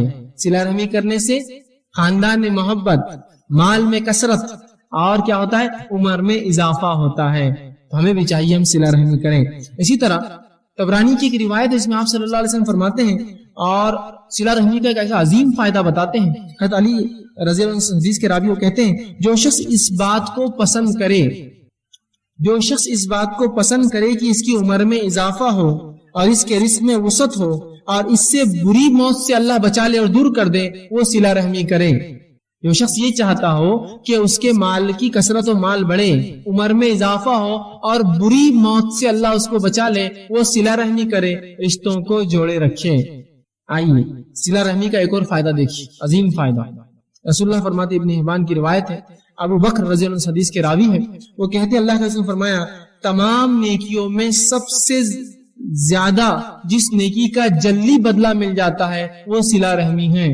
تمام نیکیوں میں سب سے جلدی جس نیکی کا بدلہ ملتا ہے وہ صلہ رحمی ہے، اور پھر فرماتے ہیں جس کا ثواب حاصل ہوتا ہے صلہ رحمی سے ملتا ہے، یہاں تک کہ جب کسی برے خاندان کے لوگ، نیک نہیں ہے، برے لوگ، برے خاندان کے لوگ اپنے رشتہ داروں سے صلہ رحمی کرتے ہیں تو اللہ تعالیٰ ان کے مالوں کو بڑھا دیتا ہے۔ کیا فرما رہے ہیں؟ سب سے جلدی بدلہ اگر کسی عمل کا دنیا میں ملتا ہے تو وہ صلہ رحمی ہے۔ حتیٰ کہ کوئی خاندان ہے جو نافرمان ہے اپنے رب کا لیکن لوگوں کے رشتے، اپنے رشتوں کو باقی رکھتا ہے، تو اللہ اس کو دنیا میں یہ بدلہ دیتا ہے کہ اس کے مال کو بڑھا دیتا ہے۔ حالانکہ لوگ گنہگار ہیں لیکن بدلہ کیا مل رہا ہے دنیاوی صلہ رحمی کا، کہ مال کو بڑھا دیتا ہے، ان کی اولاد کی تعداد بڑھا دیتا ہے، مال میں اضافہ کرتا ہے، اولاد میں اضافہ کرتا ہے، ہوتا ہے، اور کسی بھی صلہ رحمی کرنے والے کا خاندان محتاج نہیں رہ سکتا، چاہے گناہگار کیوں نہ ہو۔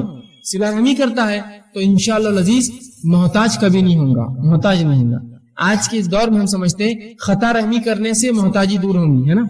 ارے یار رشتے رکھیں گے تو مانگنے آ جائیں گے، رشتے دار مانگیں گے، پیچھے یہ کریں گے، رشتے توڑ دو، توڑیں گے تو نہیں، رشتے جوڑیے، اضافہ ہوگا رزق میں، اولاد میں اضافہ ہوگا، اور سب سے جلدی بدلہ اگر کسی نیکی ملتا ہے تو وہ صلہ رحمی یاد رکھیں۔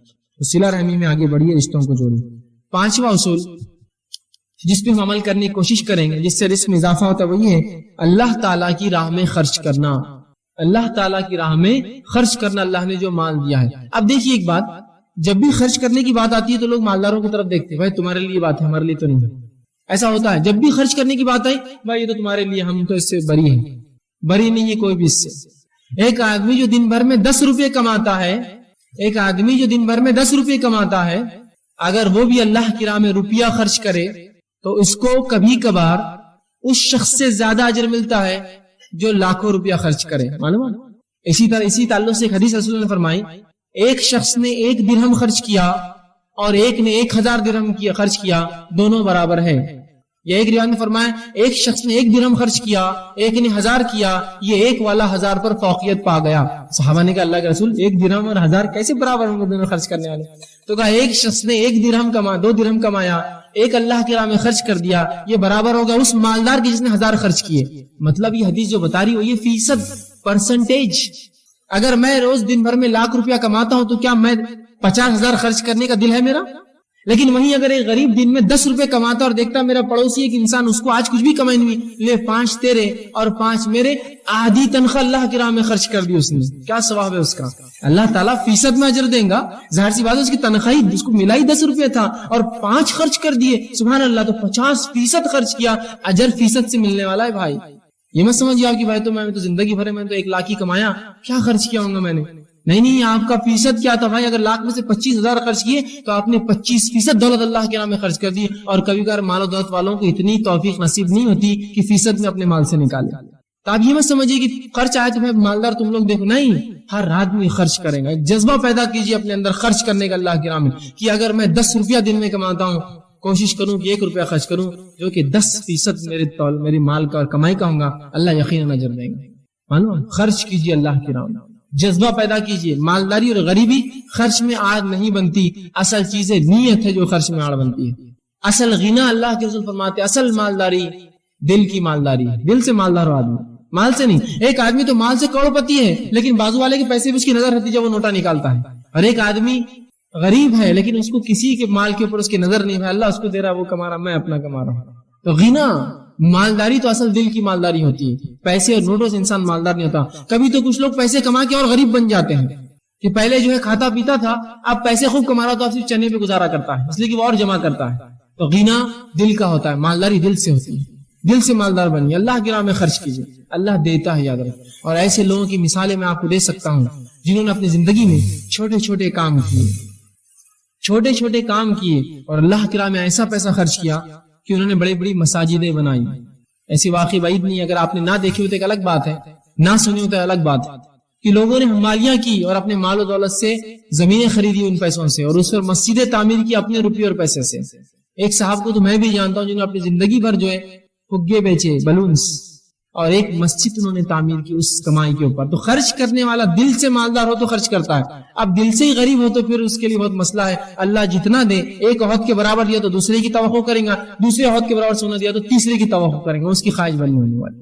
تو خرچ کیجیے اللہ کے نام، جذبہ پیدا کیجیے، اس کا بڑا فائدہ ہے. اب اللہ کے نام میں خرچ کرنے کا کیا معنی ہے؟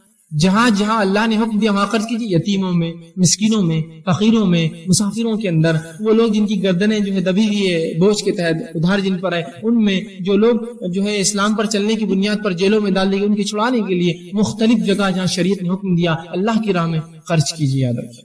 اب آئیے، خرچ کرنے سے مال و دولت میں اضافہ ہوتا ہے، اس کے دلائل سن لیجیے. اللہ رب العزت سورہ سبا سورہ نمبر 34 آیت 39 میں فرماتا اور کہتا ہے وَمَا أَنفَقْتُم مِّن شَيْءٍ فَهُوَ يُخْلِفُهُ، اور آگے فرماتا ہے وَهُوَ خَيْرُ الرَّازِقِينَ، تم جو کچھ اللہ کی راہ میں خرچ کرو گے اللہ اس کو لوٹا دے گا اور اللہ خیر رزق دینے والا ہے. کیا فرمایا؟ تم جو کچھ اللہ کی راہ میں خرچ کرو گے اللہ اس کو لوٹانے والا ہے. یخلفہ، تم کو واپس پلٹائیں گا اللہ وہ چیز.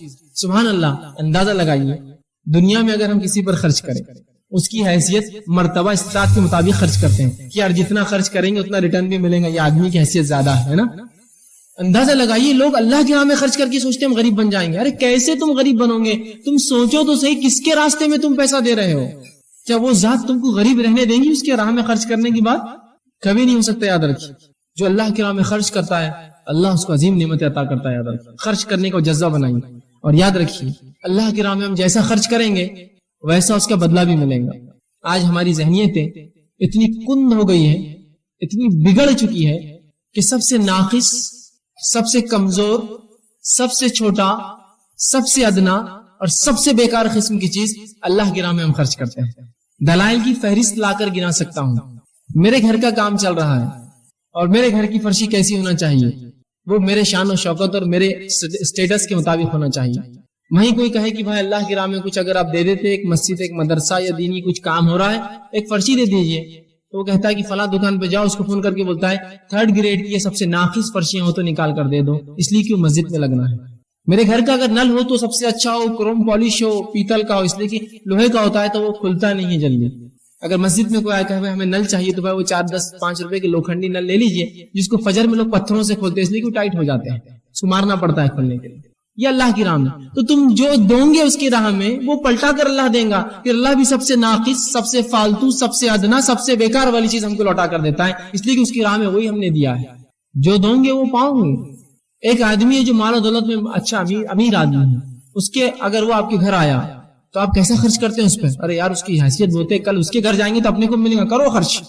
تو اللہ کی راہ میں خرچ کرتے کوتا جو دنیا کو کھلاتا ہے، جس نے ہم کو دیا اور جو آگے بھی دیں گا، اس کے راہ میں تم ہلکا ہوتے اور جیب میں بھی جب ہاتھ ڈالتے ہیں. جب اللہ کی راہ میں خرچ کرنے کا معاملہ آیا تو اگر موٹا سکہ آتا ہے تو اس کو چھوڑ کے پتلا ڈھونڈتے ہیں اس کے اندر سے کہ تو یہ موٹا 5 کا ہو گیا ہوں گے، اس کو چھوڑ دو نیچے، لیکن اس سے پتلا اور اس سے چھوٹا اگر کوئی مل جائے تو وہ اللہ کی راہ کے لیے. لیکن وہیں ہزاروں روپیے، یہ 1000 کی نوٹ جو سب سے بڑی نوٹ ہے آج ہمارے علاقے کے اندر، یہ نوٹ بھی چھوٹی لگتی ہے جب دوستوں کے ساتھ ہوٹلوں میں جاتے ہیں اور بازاروں میں گھومتے ہیں. 1000 روپیے دوستوں کے لیے کیا میں خرچ کر پاؤں گا؟ یہ تو شرمندگی کی بات ہے، صرف 1000 روپیے اور میرے 5 دوست میرے ساتھ گھوم رہے ہیں. اور وہی اللہ کی راہ میں سب سے ناقص. تھوڑا اپنی ذہنیت کو بدلنے کی زبردست ضرورت ہے. اللہ کی راہ میں سب سے اچھا، سب سے بہتر، اس لیے کہ جس کی راہ میں خرچ کر رہا ہوں یخلفہ، وہ پلٹانے والا ہے مجھ پر. اور اللہ جب پلٹائیں گا تو بہرحال اس کا کیا معاملہ ہوگا اندازہ لگائیے. ایک مالدار کو آپ نے تحفہ دیا، کیا اس سے آپ وہی تحفے کی امید کرتے ہیں؟ ارے نہیں بھائی، وہ تو اپنی حیثیت کے حساب سے تحفہ لائیں گا آپ کے زبردست. تو اللہ دنیا میں بھی پلٹائیں گا، آخرت میں پلٹانے والا ہے. کہا کہ تم جو کچھ خرچ، وما انفقتم من شیء، تم اے مسلمانوں جو کچھ خرچ کرو، یخلفہ شیء فہو یخلفہ، اللہ تمہیں لوٹا دے گا، وہو خیر الرازقین، اور وہ بہتر رزق دینے والا ہے. خرچ کیجیے اللہ کی راہ میں، اس کے بڑے ثواب ہیں. اسی طرح ابن کثیر رحمہ اللہ اس کی تفسیر کرتے اس آیت کی اور کہتے ہیں تم جو بھی خرچ کرو گے اللہ دنیا اور آخرت میں اس کا بدلہ دے گا. اس کا وہ اس آیت میں وعدہ کر رہا ہے. یخلفہ، پلٹاؤں گا میں، مطلب اللہ کا وعدہ ہے. اور یہ بات ہم جانتے ہیں کہ اللہ سے زیادہ بہتر وعدہ اور پکا وعدہ کسی کا نہیں ہو سکتا ہے نا. خود اللہ نے اسے گواہی دی، وَمَنْ أَوْفَىٰ بِعَهْدِهِ مِنَ اللَّهِ، کہ اللہ سے زیادہ پکا وعدہ کس کا ہو سکتا ہے. اللہ وعدہ کر رہا ہے میں پلٹاؤں گا تمہارے پہ مسلمانوں، تم خرچ تو کرو میرے اوپر. ہم جو کچھ اللہ کی راہ میں خرچ کریں گے اللہ وہ ہم کو پلٹا کر دینے والا ہے. یاد رکھیں، وہ پلٹانے والا اللہ سبحانہ تعالیٰ. ٹھیک. اسی طرح اللہ رب العزت قرآن میں سورہ بقرہ آیت نمبر 268 میں فرماتا ہے جو کہ خرچ کرنے کے خلاف شیطان کیسا ورغلاتا ہے ایک مومن کو. دیکھیے اللہ فرماتا ہے اور کہتا ہے الشیطان یعیدکم الفقر ویأمرکم بالفحشاء واللہ یعیدکم مغفرۃ منہ وفضلا واللہ واسع علیم. اللہ کہتا ہے الشیطان یعیدکم الفقر، شیطان تمہیں مسلمانوں فقیری کا ڈر دلاتا ہے. ارے اللہ کی راہ میں خرچ کروں گے تو بچوں کا کیا ہوگا، اللہ کی راہ میں خرچ کروں گے تو معاملات کیا ہوں گے، اللہ کی راہ میں خرچ کروں گے تمہارا اسٹیٹس کہاں جائے گا، تم کہاں خرچ کرو پیسہ. تو شیطان تمہیں فقیری کا ڈر دلاتا ہے، فقرا. وَيَأْمُرُكُمْ بِالْفَحْشَاءِ، اور تمہیں بے حیائی کا حکم دیتا ہے. کیا کرنے لگاتا ہے؟ تم کو ڈراتا ہے اللہ کی راہ میں خرچ کرنے سے اور بے حیائی کے کام کراتا ہے. اور اللہ کیا کہتا ہے؟ دیکھیے اللہ فرماتا ہے واللہ یعیدکم مغفرۃ، اللہ تم کو بلاتا ہے، وعدہ کرتا ہے اپنی مغفرت کا، منہ وفضلا، اور اپنے طرف سے فضل کا، واللہ واسع علیم، اللہ وسعت والا اور علم والا ہے. اس آیت کے تعلق سے جو ہے عبداللہ ابن عباس رضی اللہ فرماتے ہیں شیطان 2 وعدے کرتا ہے، اللہ 2 وعدے کر رہا ہے. شیطان 2 وعدے کیا کر رہا ہے؟ خرچ کرو گے تو تم ڈوب جاؤ گے اللہ کے نام، اور فحش کرو، گندے کام کرو. اللہ 2 وعدے کر رہا ہے، خرچ کرو گے تو مغفرت کروں گا اور جو دیا ہے اس کے فضل کو اور بڑھا دوں گا. فضل وعدہ کر رہا ہے، واللہ واسع علیم، اللہ وسعت رکھنے والا ہے، فضل دینے والا ہے. تو شیطان ڈراتا ہے ہم کو، یاد رکھیں، ارے خرچ مت کرو بھائی فلاں ہو جائیں گا، ارے یہ مت کرو بھائی ایسا ہو جائے گا. وہ ڈراتا ہے، ڈری مت اس کے بہکانے سے. اور ایک مال تو ایسی چیز ہے، یہ ایسا دوست ہے اور ایک ایسا ساتھی ہے جس کے تعلق سے اللہ کے رسول فرماتے ہیں 3 دوست ہیں. 3 دوست ہیں. ایک دوست تو وہ ہے جو انسان کے مرتے اس کا ساتھ چھوڑ دیتا ہے، دوسرا دوست وہ ہے جو قبرستان تک ساتھ آتا ہے، اور تیسرا وہ ہے جو خبر میں اور آخرت میں ساتھ آئیں گے. پہلا دوست جو سب سے انسان کا پکا دوست ہوتا ہے لیکن سب سے بے وفا ہے وہ مال ہے، مرتے ہی ساتھ چھوڑ دیتا ہے. وہ کیا آپ نے کبھی دیکھا کسی کی موت ہوئی اور اس کی تجوری، اس کے غلے، اس کے بینک بیلنس، اس کے جو ہے شیئرز اور اس کے سرٹیفکیٹس لے کے دفنا کے اس کے ساتھ تیرے ساتھ نہیں ہوتا ہے. حتیٰ کہ اگر کوئی انسان مر جائے اور ہاتھ میں کوئی اس کے چاندی کی کوئی انگوٹھی رہ جائے جس کو نہلا رہے اور پھنس جائے تو لوگ کاٹ کر نکالتے ہوئے 80-90 روپے کی انگوٹھی بھی نہیں چھوڑتے ہیں. ایسا بے وفا ہے. اگر خبر کے اندر کوئی مٹی ڈال رہا اور جیب میں سے کوئی سکہ گر جائے تو بولتا رک جاؤ، پیسہ نہیں. اتنا بے وفا ساتھی ہے. اور اس سے سب سے زیادہ محبت انسان کرتا ہے، سب سے زیادہ اس کے لیے حرام خوری، رشتوں کو توڑتا ہے، لوگوں کو اذیت دیتا ہے، مالوں کو لوٹتا ہے، بیجا وہ کرتا ہے، سب کرتا ہے. یہ ساتھی مرتے ہی آپ کا ساتھ چھوڑتا ہے، بولتا بس میرا معاملہ ختم ہوا. دوسرے ساتھی رشتہ دار جو صرف قبرستان تک دفنانے آتے ہیں، کوئی اپنے ماں باپ کے ساتھ خود دفن نہیں ہوتا، کوئی بیوی بچوں کے ساتھ خود نہیں جاتا. اور تیسرا وہ ساتھی ہے جو ہمارا سب سے کمزور ساتھی ہے، جس کو ہم سب سے ناقص دوست سمجھتے ہیں، جس کو ہم دوستی رکھنا بھی نہیں چاہتے ہیں. وہ اعمال ہے جو خبر میں بھی آئیں گے، جو آخرت میں بھی کام آئیں گے. یہ سب سے پکا دوست بنائیں اعمال، اللہ کے راہ میں خرچ کیجیے. ٹھیک. اسی طرح ابو ہریرہ رضی اللہ عنہ فرماتے ہیں، مسلم کی روایت ہے، اللہ کے رسول صلی اللہ علیہ وسلم فرمایا، بڑی زبردست بات کہی. اور دیکھیے کیا فرمایا، یا ابن آدم انفق علیک، اے آدم کی اولاد، اے آدم کے بیٹو، مجھ پر خرچ کرو، میں تم پر خرچ کروں گا. انفق علیک، میں تم پر خرچ کروں گا، تم مجھ پر خرچ کرو، تم میری راہ میں دو میں تمہیں دوں گا۔ اب اندازہ لگائیے، اللہ کہہ رہا ہے تم میری راہ میں دو میں تمہیں دوں گا۔ اللہ تو دور، اگر دنیا میں کوئی ایک مالدار انسان جو امین ہے، جو امانت دار ہے، آپ کو پتا ہے اور دھوکہ نہیں دیتا، وہ اگر آپ سے کہے کہ جاؤ خرچ کرو میرے نام سے، میں تم کو دوں گا، آپ بولیں گے بھائی تمہارا وعدہ ہے تو پھر تمہیں سب کچھ لوٹا دوں گا اللہ۔ تو یہ اللہ کہہ رہا ہے اے آدم کی اولاد، حدیث قدسی ہے، تو میری راہ میں خرچ کر میں تجھ پر خرچ کروں گا۔ اندازہ لگائیے جو اللہ خرچ کرنے کی بات کر رہا ہے، تو آپ ایک اورنگ باد کے مالدار کی حیثیت دیکھیے، اگر وہ آپ سے کہے کہ میں تم پر خرچ کروں گا تو کیا سوچ رہے ہیں آپ؟ اگر مہاراشٹر کا سب سے مالدار انسان کرے میں تم پر خرچ کروں گا تو کیا سوچ رہے ہیں آپ اسے؟ 200-400 روپے نہیں بھائی، وہ تو بہت دیں گا۔ اور ہندوستان کا سب سے مالدار انسان کرے ارے میں تم پہ خرچ کروں گا، اور اگر دنیا کا سب سے مالدار انسان کہے کہ خرچ کروں گا تو کیا سوچ رہے ہیں؟ تو اندازہ لگائیے جو رب ہے دنیا کو پالنے والا، جو رزق دینا، وہ کہہ رہا ہے میں تم پر خرچ کروں گا، کیا امید کرتے ہیں اس سے؟ کیا امید کرتے ہیں اس سے؟ تو اللہ کے راہ میں خرچ کیجیے، اللہ ہم پر خرچ کرے گا۔ زبردست آفر ہے اللہ کی طرف سے، تو اللہ کے راہ میں خرچ کرنے کے بڑے فائدے ہیں۔ ایک حدیث بہرحال آتی ہے جس میں اللہ کے فرماتے ہیں ہر روز 2 فرشتے دنیا میں آتے ہیں، بخاری کی روایت، ابو ہریرہ اس کے راوی، اور ایک کہتے ہیں اللہ جو تیرے راہ میں خرچ کرے اس کے مال کو بڑھا، اور دوسرا کہتا ہے اللہ جو خرچ نہ کرے اس کے مال کو گھٹا دے۔ تو اللہ کے راہ میں جو مال خرچ نہیں ہوتا وہ خود بخود گھٹ جاتا ہے۔ اب اسی طرح چھٹی چیز، چھٹا اصول ہم رزق کو بڑھانے کے لیے کیا کریں گے، وہی ہے کمزوروں کے ساتھ احسان کیجیے۔ کمزور کون ہو سکتا ہے؟ بوڑھے لوگ، ضعیف ہیں۔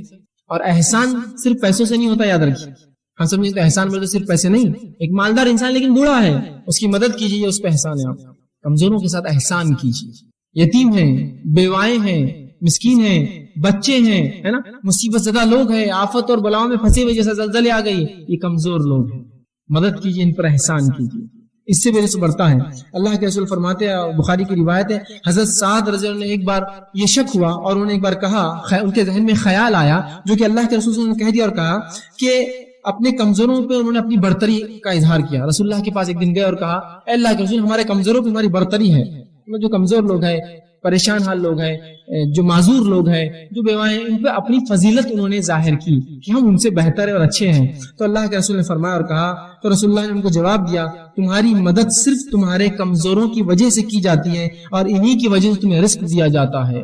اللہ تمہاری مدد تمہارے کمزوروں کی وجہ سے کرتا ہے، اپنی فضیلت مت جھاڑو ان پر۔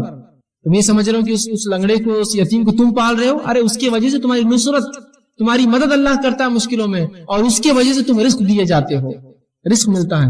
تو کمزوروں کے ساتھ احسان کیجیے، اور احسان ہمیشہ صرف مال سے نہیں ہوتا ہے، یاد رکھیے، احسان صرف مال سے نہیں ہوتا ہے، خندہ پیشانی سے ملنا، خوش حال سے ملنا، یہ بھی احسان ہے، یاد رکھیے، خوشی سے ملا میرے بھائی آگے بھائی آئیے مجھ، یہ ہے کمزور۔ اور واقعی میں ایک انسان جو کمزور ہے، مصیبت زدہ، پریشان ہے، آپ کی ایک ہنسی اس کے کئی غموں کو دور کر دیتی ہے، ایک ہنسی مسکرا کے مل گیا میرے بھائی کیسا ہے، خندہ پیشانی سے ملنا، بوقت ضرورت مال خرچ کرنا، لوگ مصیبت میں تو مدد کرنا، یہ سب احسان ہے، یہ سب احسان ہے۔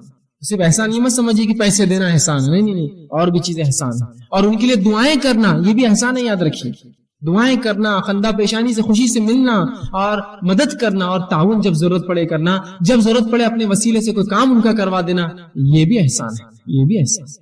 احسان کیجیے کمزور لوگوں پر، چاہے وہ بیوہ عورتیں ہوں، یتیم بچے ہوں، معذور ہو، مسکین ہو، کمزور ہے یہ سماج کی، مدد کیجیے ان کی، احسان کیجیے جو کچھ اپنے طرف سے کر سکتے ہیں۔ اتنا تو کر سکتا ہوں میں کہ ایک معذور کو اگر گاڑی نہ دلا سکوں تو کبھی موقع مل جائے تو اس کو اٹھا کے گود میں دوسرے کا چھوڑ تو سکتا ہوں، یہ میرا احسان ہے اس پر، ضروری تھوڑی کہ ہر بار میں پورا کر سکوں۔ یہ سوچئے، ہم میں وہ جذبہ بھی ختم ہو گیا۔ کئی بار ہوتا ہے کہ کچھ لوگ دکھتے ہوں گے آپ کی سڑک پر معذور، جو اپنی سائیکل چڑھاتے ہوں گے، چڑھاؤ پر جو چڑھتی نہ ہوں گی، لوگ دیکھتے ہیں یہ نکلا کیوں ہوگا معذور گھر سے باہر، ارے میرے بھائی وہ مصیبت میں، اس کو پہلے دھکا دے کر اوپر چڑھا۔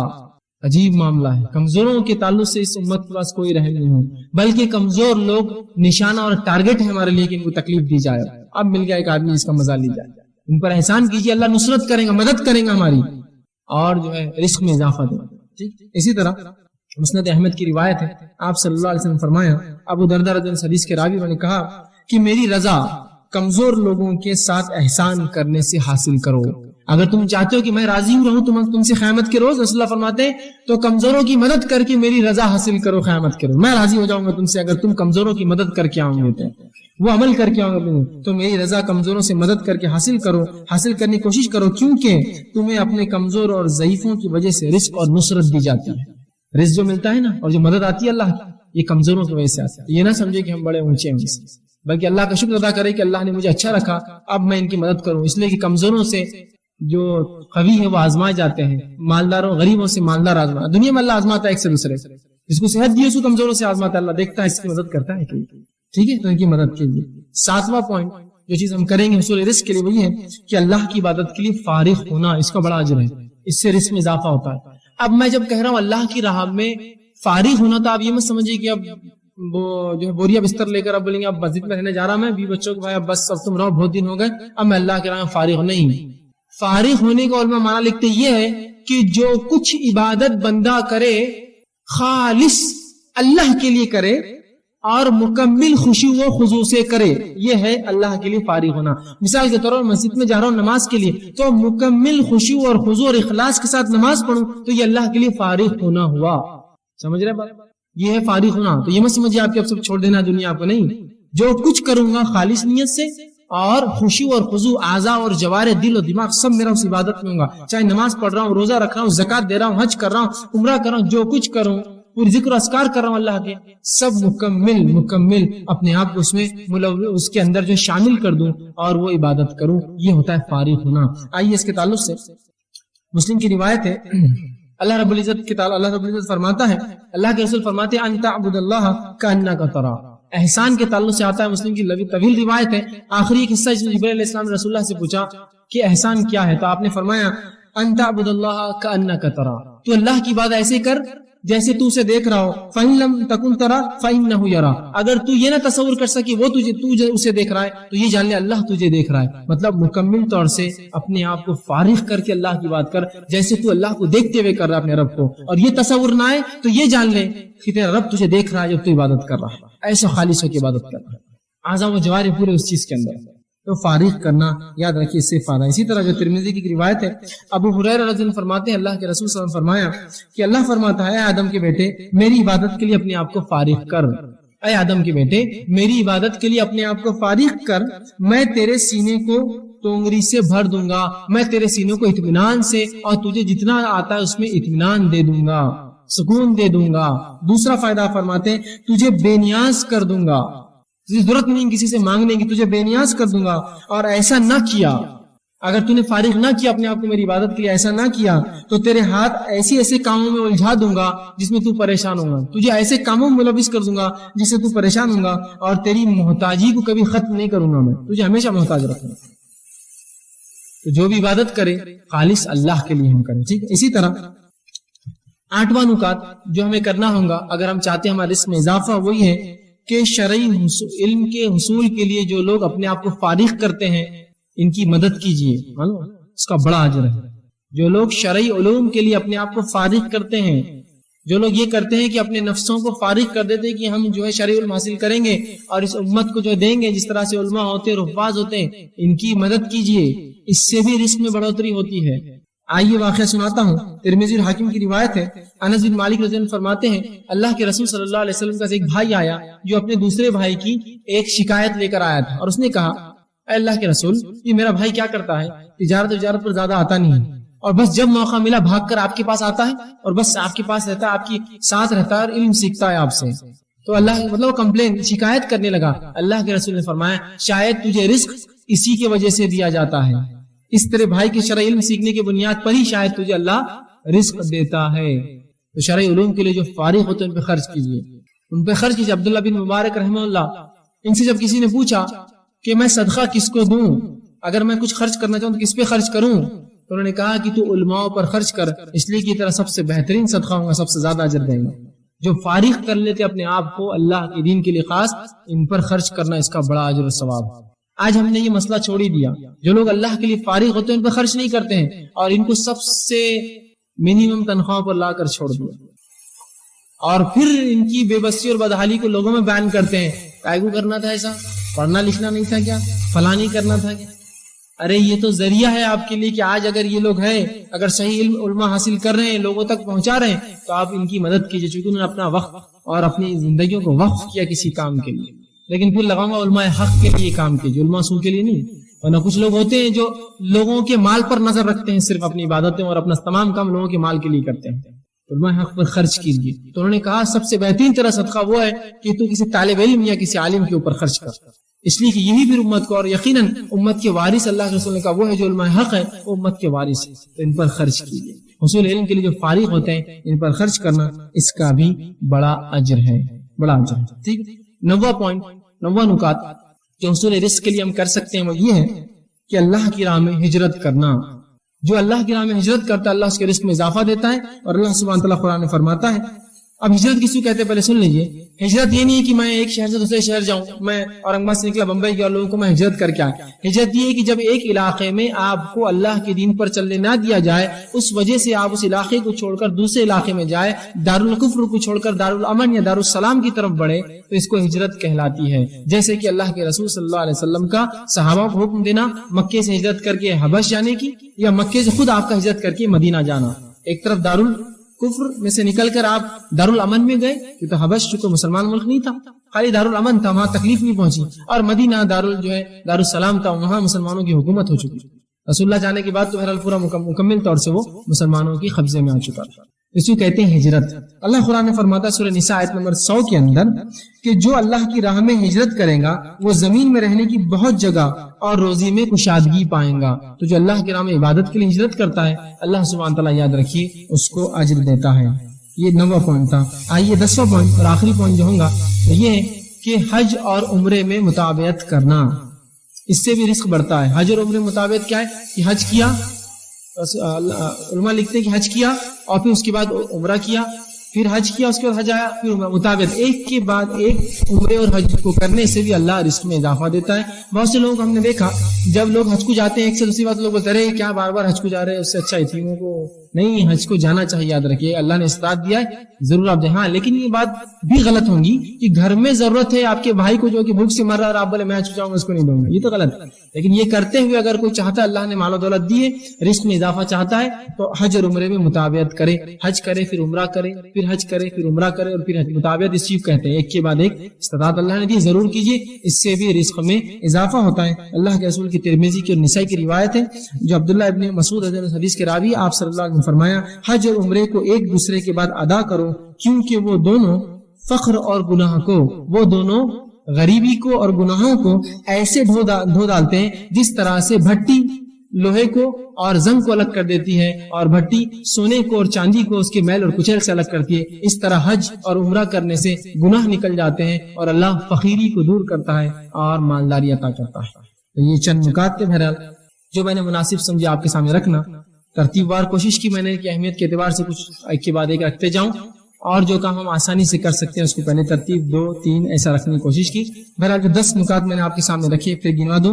توبہ اور استغفار، دوسرا اللہ کا تقوی، تیسرا اللہ پر توکل، چوتھا صلہ رحمی کرنا، پانچواں اللہ کی راہ میں مال خرچ کرنا، چھٹا کمزوروں کے ساتھ احسان کرنا، ساتواں اللہ کی عبادت کے لیے اپنے آپ کو فارغ کرنا، آٹھواں شرعی علوم کے لیے جو لوگ وقف ہو گئے ان کا مدد اور تعاون کرنا، نواں اللہ کے راہ میں ہجرت کرنا، اور 10واں حج اور عمرے میں مطابقت کرنا، ایک کے بعد ایک کرنا۔ اس سے جو ہے انسان کے رزق میں جو اضافہ ہوتا ہے اور اس میں جو ہے بڑھوتری ہوتی ہے۔ تو لہٰذا ہم کوشش کریں، اور میں یقیناً یہ نہیں کہہ رہا ہوں کہ اتنے ہی اصول ہیں، اور بھی بہت سی باتیں، بہت سی آیتیں اور علماء نے بہت سے احادیث سے نکات نکالے ہیں جس میں یہ پتہ چلتا ہے کہ فلاں فلاں کام کا اس میں اضافہ ہوتا ہے، لیکن یہ مشہور اور معروف چیزیں تھی جو آسانی سے مجھے ملی اور میں نے آپ سامنے رکھنے کی کوشش کی۔